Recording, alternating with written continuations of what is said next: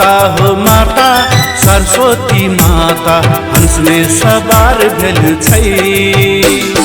माता हो माता विद्या के दाता हंस में सवार भेल छै।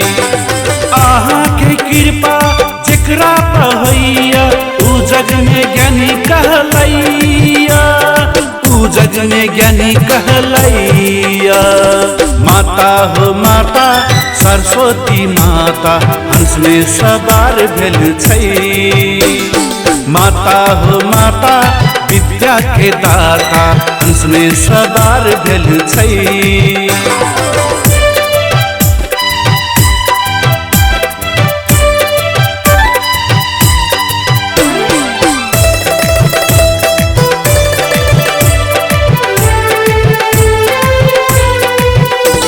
अज्ञान हमर मैया आहा हर लिया, बुद्धि ज्ञान मैया हमरा द दिया।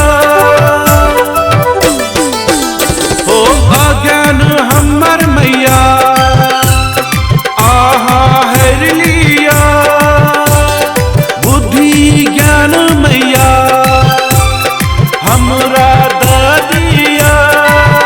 मैया हमरा द दिया।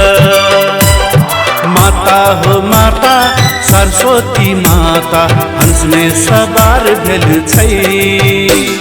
माता हो माता विद्या के दाता हंस में सवार भेल छै।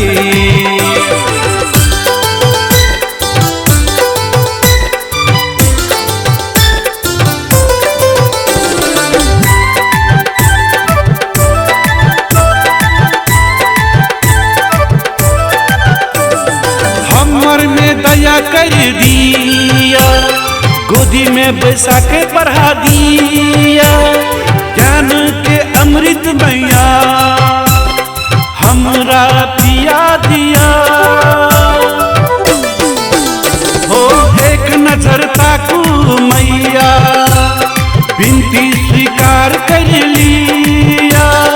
दुई हाथ धर के खड़ा छी, चरण में शीश झुकै छी मैया, चरण में शीश झुकै छी। माता हो माता सरस्वती माता हंस में सवार भेल छै। माता हो माता विद्या के दाता हंस में सवार भेल छै। आहा के कृपा जेकरा पहैया उ जग में ज्ञानी कहलैया, उ जग में ज्ञानी कहलैया। माता हो माता सरस्वती माता हंस में सवार भेल छै।